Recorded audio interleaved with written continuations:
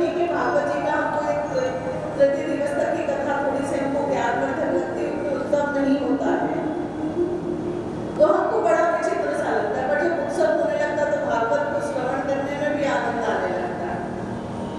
पर इस भागवत के अंतर्गत कृष्ण जी ने कितने असुरों का उद्धार किया, कितनों का वध किया। उद्धार करना अलग रहता है, वध करना अलग है। वध में क्या होता है, आपको अगर कोई परेशान कर रहा है तो आपने किसी को कह दिया कि ऐसा ऐसा हो रहा है, भगवान उनको दंड देते, सजा देते हैं। अच्छा, वंश का उद्धार हुआ था कि वध हुआ? वध हुआ था, क्योंकि वो दुराचारी था। और यमला अर्जुन का उद्धार हुआ। वो तो यक्ष के पुत्र थे, कुबेर के पुत्र थे ना, पर थोड़ी सी गलती के कारण उनको जड़ बन करके, वृक्ष बन करके उनके आगे में रहना पड़ा। तो जब उद्धार होता है ना किसी का, तो उनकी जो आत्मा है वह जाकर के श्री हरि के चरणों में स्थापित होती।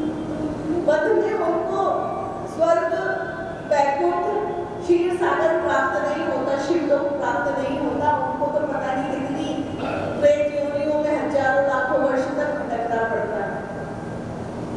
तो वध में और उद्धार में बहुत ही अंतर है। ऐसे ही पूरी की पूरी भागवत जी में विभिन्न प्रकार की स्तुतियां दी गई, क्रमशः 125 या 130 जितना हमने अध्ययन किया है। इसके पश्चात इस पूरी भागवत जी में शाप कितने, पार्वती माता को गुस्सा आया, शाप दे दिया। भगवान शंकर जी को क्रोध आया, शाप दे दिया। विष्णु जी को क्रोध आया, शाप दे दिया। तो फिर शाप प्राप्त करके क्या होता है, उस योनि में भटकना पड़ता है। इसके बाद भागवत जी को जानना है, बहुत ही सुंदर यह विषय है। भागवत जी को जानने के लिए इसमें कितने वरदान प्राप्त हुए। वरदान मतलब इसने किसको कितने वरदान दिए, यह पूरा भागवत जी है। शंकर जी का वरदान, शंकर जी ने एक वरदान दिया था वृक्कासुर को। दसम स्कंद में बहुत सुंदर कथा आती है, इस कथा को हम श्रवण कराएंगे आपको आगे। वृक्कासुर शकुनी का पुत्र था, शकुनी नंदन वृक्कासुर। इसकी इच्छा हुई, चलो अभी ये प्रसंग आया तो हम बता ही देते हैं आपको। वृक्कासुर शकुनी का पुत्र था। शकुनी को तो जानते हैं, उनका परिचय तो देना नहीं पड़ेगा हमें आपको। जो शकुनी का पुत्र था वृक्कासुर, इसने जाकर के तपस्या करी और भगवान शंकर जी को प्रसन्न कर लिया। भगवान शंकर जी प्रसन्न हुए, उसके समक्ष आए और बोलते हैं कि चल वरदान मांगो। वरदान में उसने यह मांगा कि मैं जिसके भी सर पे हाथ रखूं ना वो भस्म हो जाए, जैसा भस्मासुर ने मांगा। इसकी कथा दसम स्कंद के अंतर्गत है, शंकर संकट मोचन के नाम से। हम संकट मोचन के नाम से क्या समझते हैं, बाल समय रवि पक्षे तीनों ही लोग भयमान हुआ। शंकर जी का भी संकट मोचन था। शंकर जी के संकट को मोचने वाले, हरण करने वाले एकमात्र नारायण थे। हुआ यह था कि उसने वरदान मांग लिया कि मैं जिसके भी सर पे हाथ रखूं वो भस्म हो जाए। तो अब तो वृक्कासुर जो था, प्रत्येक जीव जंतु पे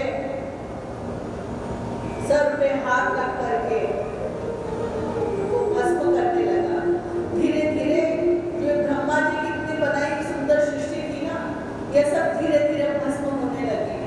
अब कोई ना दिखा तो भगवान शंकर जी के ऊपर आहार करने के लिए, प्रहार करने के लिए दौड़ पड़ा। अब वो अपना सीधा हाथ चलाए, जिस स्थान पर रखे भस्म होते जाए। अब शंकर जी आ गए संकट में, अब मैं जाऊं तो जाऊं कहां। पूरा शिवलोक घूम लिया, पूरा ब्रह्मा लोक घूम लिया और फिर अंत में जाकर के भगवान के क्षीर सागर में जाकर के उनसे शरण मांगी और भगवान विष्णु जी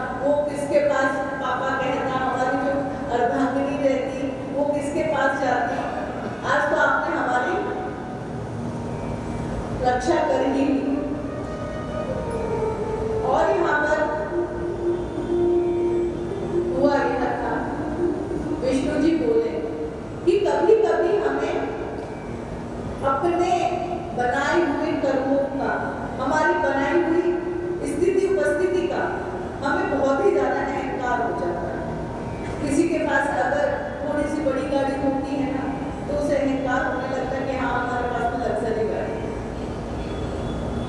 ऐसे ही भगवान शंकर जी को थोड़ा सा अहंकार हुआ कि मैं तो सबको वरदान दे सकता हूँ, तो मैंने उसको वरदान दे दिया। अब भगवान विष्णु जी कहते हैं आपने गलत किया, और भगवान विष्णु जी अपने सच्चे स्वरूप को और सच्चे कर्म को बतलाते हैं। भगवान विष्णु जी कहते हैं कि मैं अपने परम भक्तों को सर्वप्रथम इतना ऐश्वर्य, इतनी कीर्ति, इतना यश वैभव प्रदान कर देता हूं कि वह फूला नहीं समाता, वो इतना प्रसन्न रहता है कि उसको लगता है कि पूरा संसार ही मेरा स्वयं का है। अब इसके बाद में अगर वो मेरी भक्ति कर रहा है तो कोई बात नहीं, पर उसकी भक्ति करते करते मैं उसको दिया हुआ जो यश कीर्ति वैभव है ना, धीरे धीरे मैं क्षय करते रहेगा। कोई इतना सब कुछ बनाने के बाद, साम्राज्य बनाने के बाद कोई दिवालिया हो जाता है, कोई बैंकरप्ट हो जाता है, कोई दरिद्रता को प्राप्त कर लेता है। ऐसे करते करते वो क्षय हो जाता है। जब उसके पास में उसका यश कीर्ति वैभव जब समाप्त होता है तो एक समय वह भूख के मारे बड़ा तड़पता है और वह अपना अन्य जन अपने सर्वप्रथम परिवार वालों से अपेक्षा करता है कि उसको यश कीर्ति वैभव पुनः उसके परिवार वालों से मिले। जब उसके परिवार वाले भी उसका साथ नहीं देते ना, उसके पश्चात पुनः समाज में अपने यश कीर्ति वैभव को पुनः स्थापित करने की अपेक्षा करता है। अब जब उसको समाज वाले भी जब सहायता नहीं करते तो यहाँ पर विष्णु जी कहते हैं कि वह जीव अन्य अपरिचित लोगों के पास में जाकर के अपने लिए सहायता मांगता है। जब वह वहां पर भी असफल होता है ना, तो वह अपने आप को खत्म करने का प्रयास करता है कि मेरा तो जीवन व्यर्थ है, मैं किसके लिए जीऊं, इससे तो उत्तम है कि मैं अपने शरीर को शांत करूं। पर किंतु अगर उसने भगवान की भक्ति करते रहा और वो कष्ट झेलते रहा तो देखिए भगवान उसको पुनः स्थापित कर देते हैं, पुनः उसकी यश कीर्ति वैभव लौटा देते हैं। सुदामा की कथा में ऐसे ही हुआ, उसने भक्ति करना नहीं छोड़ी। ऐसे ही ये छोटी सी कथा थी दशम स्कंद के अंतर्गत शंकर संकट मोचन की। इसके पश्चात हम यह देखते हैं कि किस किस देवी देवता का इस भागवत जी में महिमा का वर्णन, भगवान की एक नरसिंह स्वरूप उनकी भी महिमा का वर्णन इस भागवत जी में किया गया है। संवाद है और कौन कौन से पात्र इनका आगमन और गमन हुआ है, हमको निरूपण को भी समझना चाहिए। कितनी विषयों पर इसमें भागवत जी में निरूपण किया गया है और कितने प्रकार की विधि बताई है, जीवन जीने की शैली बताई गई है।